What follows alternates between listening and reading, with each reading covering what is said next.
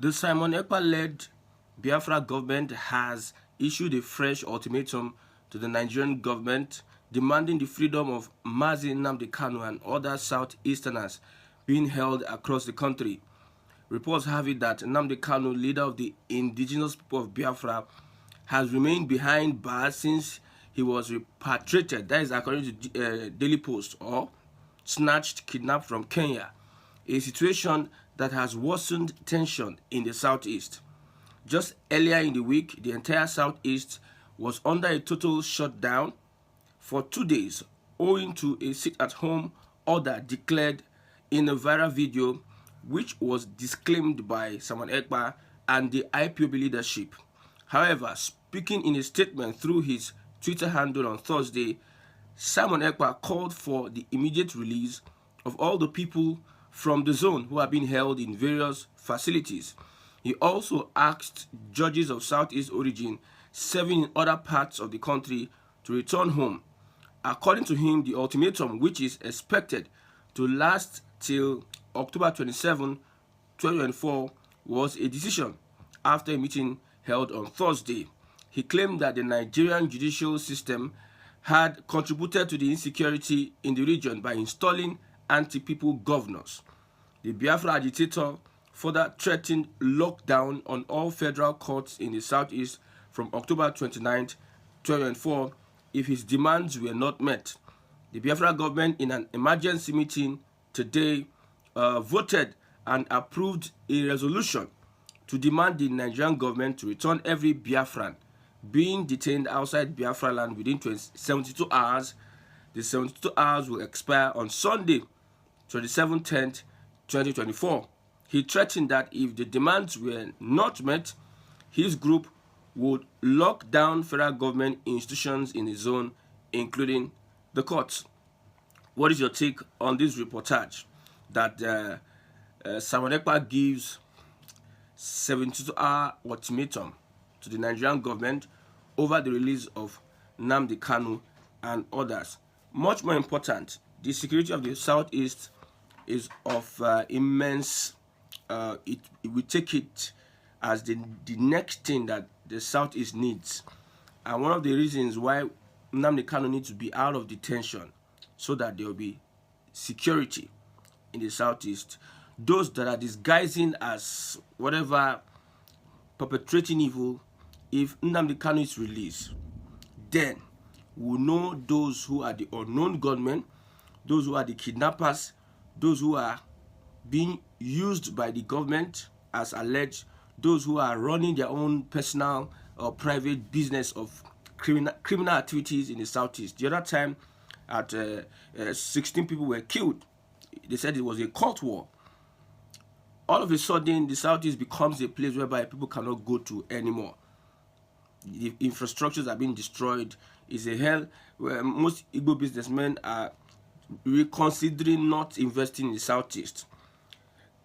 Simon Ekpa issuing a 72-hour ultimatum to the federal government over the release of Mazi Nnamdi Kanu.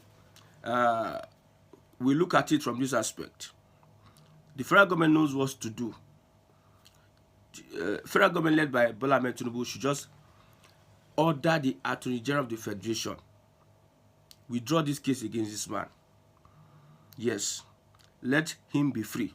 Let him off the hook so that there will be security in the southeast. Very, very important. Very important. Whether Biafra will come after that, it is something that you are going to discuss another day. But we can't remain like this under this kind of situation, and some people are illegally detained. Normally, Nigerians are illegally detained. If you go to any prison, some people have gone into prisons in the north, in the south, and west. They'll come out and give you stories of how people are detained innocently. The law is, the judicial system is not robust enough to give you fair trial. People will just be locked up for no reasons. They don't have chance to get a lawyer. They don't have funds to get a lawyer or what have you. They are just wasting away in our prisons. The issue of Mazi Nnamdi Kanu behind bars, as Daily Post has said, that Nnamdi Kanu is behind bars. No, he is not behind bars. He is with the DSS. Take him to Kiri. Yes, if you... Not that the DSS will hold him down. I know the DSS see him as an asset. They treat his case as a special case. But what baffles me, it doesn't even baffle me anymore, is that a Sunday Igboho, Mietiala leader, and other persons have been released, yet this man remains. What does the Nigerian government want? What do they want? Because when you say the unity of Nigeria is non-negotiable, we know that politicians do not act as people that want this country to be one. Their actions are against the saying that the unity of Nigeria is non-negotiable. They are just saying that not because of they believe in the unity or they believe that Nigeria is united. It is because of they are cashing out. They are cashing out. They are making money from the division.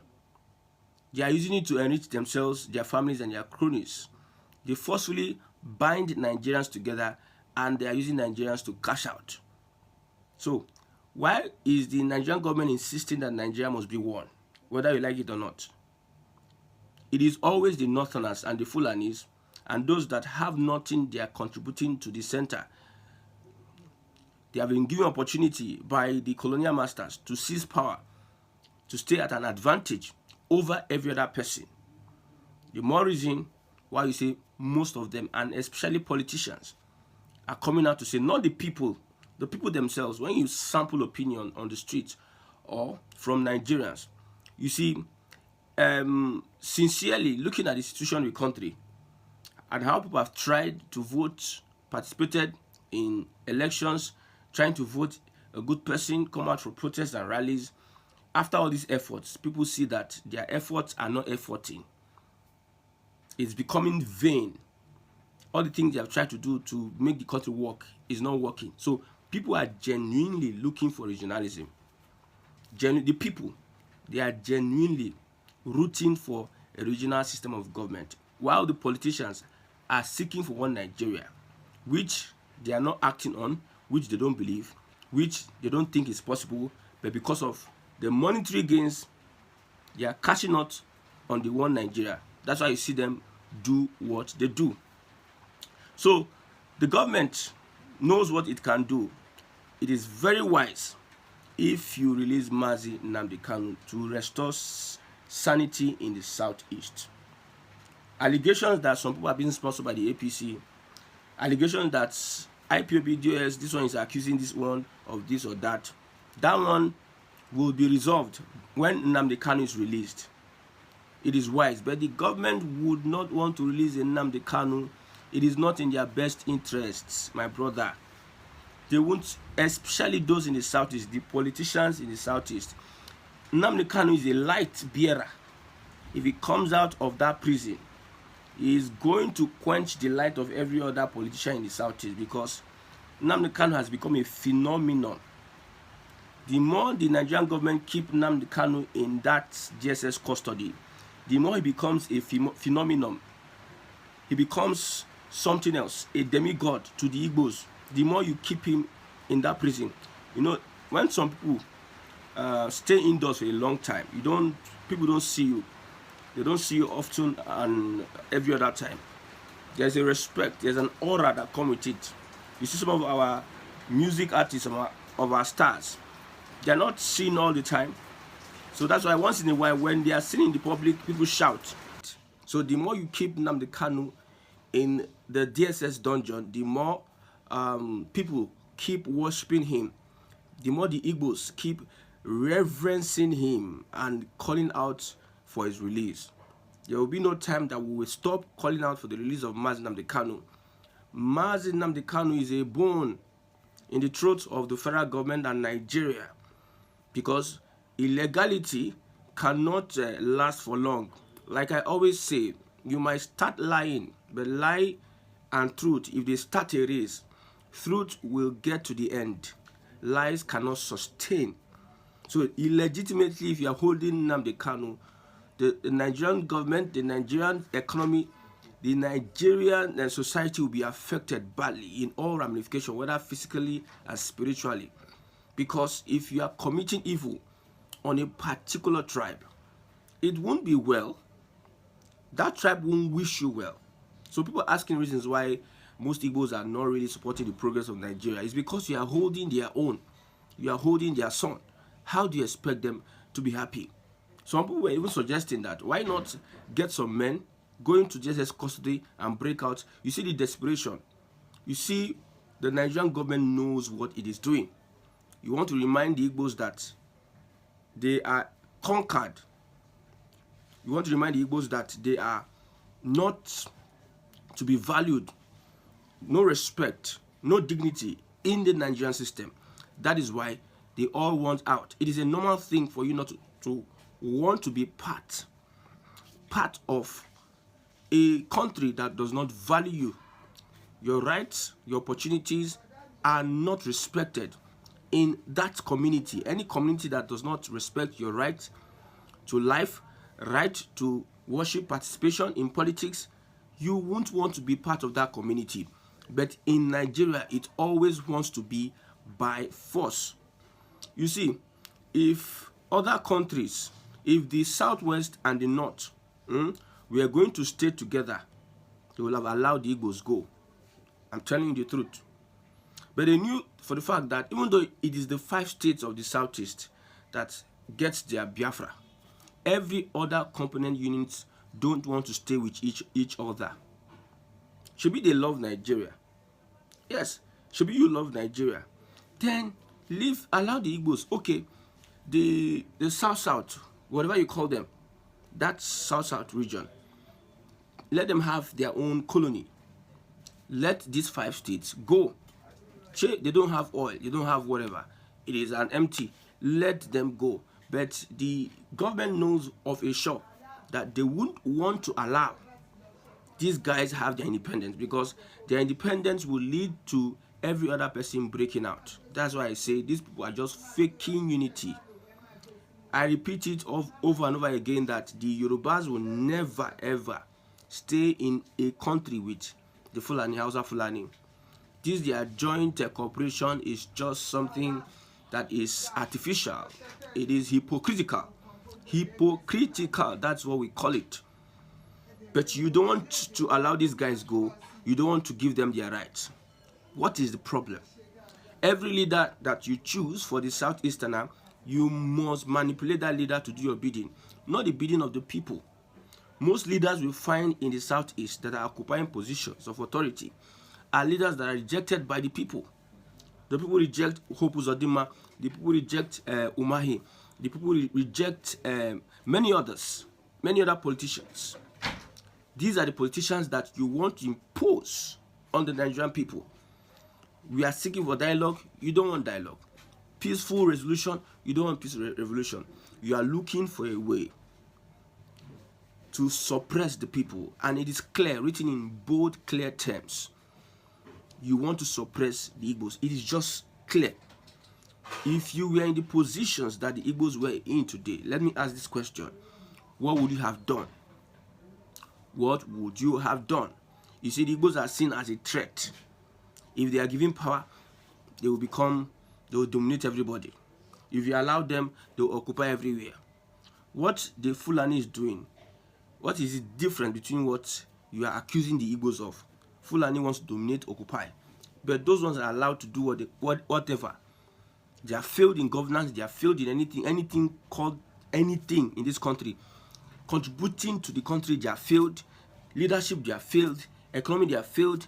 All they do is bring insecurity to the country. But you look that they bring insecurity, bring hardship, destroy, and they make the Nigerian state helpless.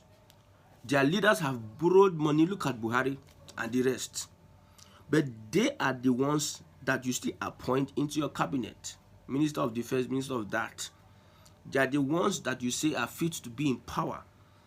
You see, lunatics. When you want to look for lunatics, come into the Nigerian space. People that are brain dead come into the Nigerian space. The Northerners that have destroyed this country over and over again are the people that are fit for presidency, that knows how to play politics. The people that know how to play politics, they are in power. what is the outcome of the politics they are playing? If not lies, propaganda, what is the outcome? Okay, the Igbos they can never be.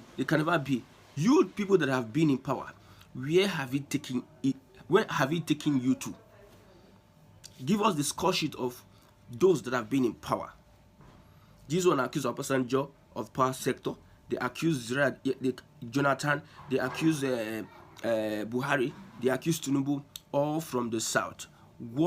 All from both north and south. What have you people? Yet you want to choose leaders for Ndigbo in the southeast. Now, Peter Obi got the support of many Nigerian youths. At the end of the day, the election was stolen from him by those that know. If the election wasn't stolen, what happened in Edo State? What happened in Imo State? What has been the comments of the APC earlier? What have they said earlier? What happened? Did the people vote Uzodinma? How did he become governor? Who and who voted Uzodinma that he emerged as the governor of Imo State? If not, some things went under the water that we did not know about. If you are telling me that it was not stolen, that this, that. Everybody wants to make sure that they stifle life out of the average Igbo man. You want to make it difficult for him to live, and you don't want him to go. Nobody should be that. We are asking now, release Nnamdi Kanu. Nobody is taking the right steps. They know what they are doing. I don't know whether they have called Nnamdi Kanu to ask him to broker a deal not to be part of Biafra. That one, I don't know. I'm not privy to whatever information that is happening between the DSS, Nnamdi Kanu's council, and whatever is happening in the IPOB. I'm not privy to that. What I'm privy to is that if you release Nnamdi Kanu, the insecurity would end. Appointing Bianca Ojukwu does not have, I have said it before, does not have anything in correlation with what the Southeast think about Biafra. Bianca Ojukwu is much more irrelevant, as Ojukwu will be irrelevant in today's Biafran politics. I repeat, Bianca Ojukwu is irrelevant, as Ojukwu himself will be much more irrelevant in today's Biafran politics. The relevant ones are the ones you are seeing Nnamdi Kanu and Simon, whether positive or negative. These are the relevant ones. So appointing a Bianca is not what the Igbos want. They want you to release Mazi Nnamdi Kanu. You know how the game is being played. You know what is obtainable. I've suspected over and over time that you want the Southeast to be as it is, underdeveloped, destroyed, insecure. That is why you don't want to release Mazi Nnamdi Kanu. Fears. These are the fears. The fears that if you release Mazi Nnamdi Kanu, he is going to intensify Biafra, this, that, intensify this, that. As we are speaking, is the torch of Biafra agitation dying down? Okay, those you planted to scatter the IPOB and everything, what has happened? Are we not still talking about Biafra? Don't you have people that are much more concerned on social media? Look at the tribal wars. People are much more concerned about the Igbo well-being than ever before. You didn't release him. You thought it is much more worse. Much more worse. You did not release him. And you're afraid if you release him, he's going to have a Biafra. And I've outlined the reason why you people don't want Biafra. Not that it's because of some greedy political elite is using voodoo politics on other Nigerians to say that Nigeria can never separate. Sokoto knows that if only 5 states in the southeast live today, the mumu, or let me not use that word, the hypocritical leaders in the south, let me use the word south, will immediately succeed. Yes, they will not want to, like what Edwin Clark is saying, that they'll be fighting for the unity of Nigeria. If Biafra goes today, the South would change its mouth Edwin Clark is not being sincere with himself. An old man is not sincere with the truth. The Yoruba nation will pick up and divide. These politicians know what I'm saying. They know that if Biafra go today, the other people cannot remain in Nigeria. They know that. They are aware of that. They are just deceiving themselves. Even in the north, the Fulani will be chased away. It will be a long war. Both tribal, both political, and both religious war.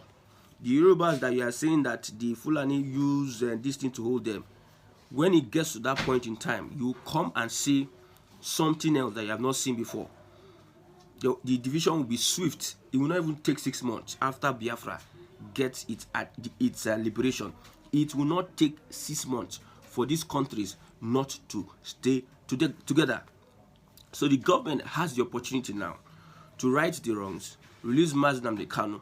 After you release him, then look at ways whereby you can mitigate.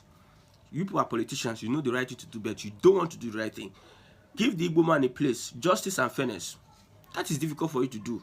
Then you must have Biafra. If you can't give Igbo man justice and fairness in Nigeria, one of them would happen. Is either Biafra or Igbo man is given a level playing ground. But you see, the Igbo man doesn't even want the level playing ground again. All they want to hear, all they want is Biafra.